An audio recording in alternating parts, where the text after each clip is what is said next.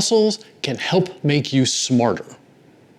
Want to be as quick on your feet as Joe Rogan, focused as Andrew Huberman, quick-witted as Blake Lively, or optimistic as Terry Crews, then you're going to need to pick up the barbell to put on some muscle. And we want to pump you up. Being smart, it's not just for runners anymore.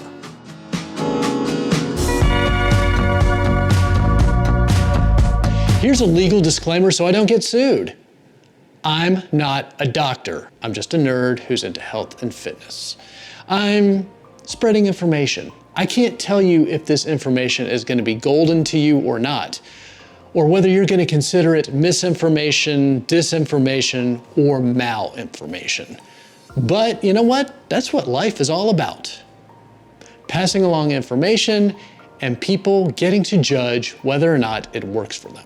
Research suggests that lifting weights helps improve neurotropic factors.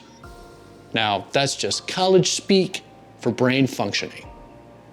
Pumping iron helps neurons grow and thrive by pumping essential chemicals through the blood-brain barrier. Say that 5 times quick. These chemicals flood your brain, acting as a fertilizer for your neural pathways, like when the Nile River floods, delivering nutrient-rich silt. I call this flooding pumpitude. And yes, it's trademarked. Now look, we can discuss you're being able to drop it in polite conversation, maybe even reference it in a blog or two, but it's gonna cost you a small marketing fee. Lifting helps get oxygen to the old noggin, and coupled with endorphins, increases your memory. It stimulates your ability to learn and facilitates your problem-solving skills. Pushing and pulling plates makes you more creative. So let's say like you've pulled your adductor muscle from doing a heavy box squat. While you're at the gym, you can engineer a suitable replacement exercise, like say a 300-pound hip thrust. Now, when I was younger, the prevailing thought was that if you wanted to reduce stress and keep from getting fat, you had to engage in aerobic activity. But you know what? That's just Big Shoe trying to keep you captive in an endless cycle of buying new cross trainers every 6 months. Pumpitude reduces stress.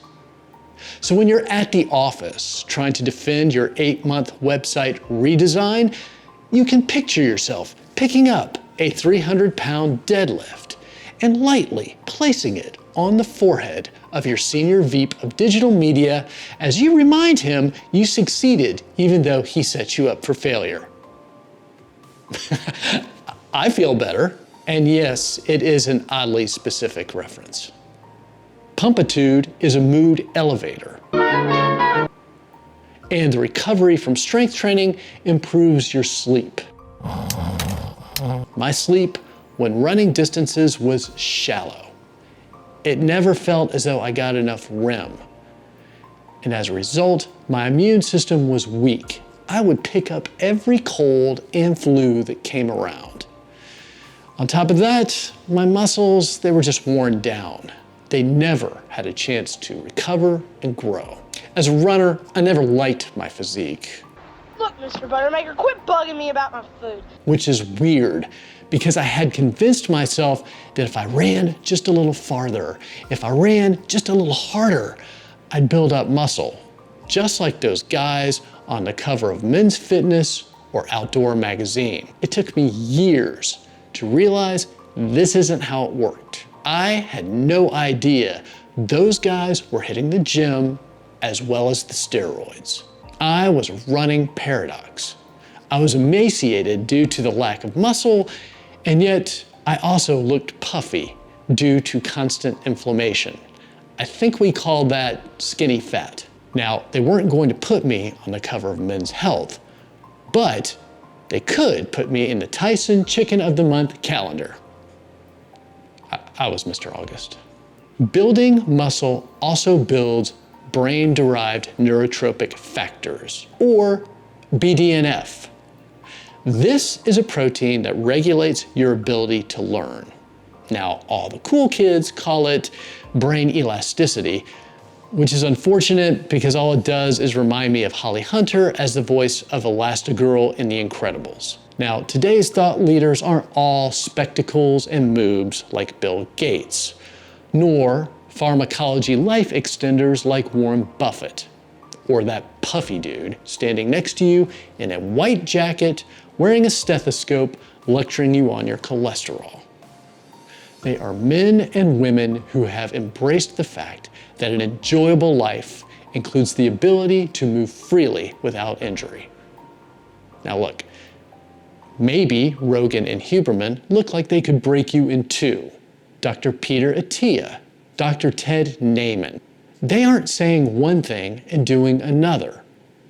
They are authentic examples of thought leaders who have discovered that having an active muscular body leads to an active, resilient mind. But what the hell do I know? What do you think? Leave some comments below. If you liked what you heard, push the like button. Hell, even subscribe. Hey, it gives me external validation. So, it's a win-win. And since you've made it this long, you can check out one of my past efforts, either here or here.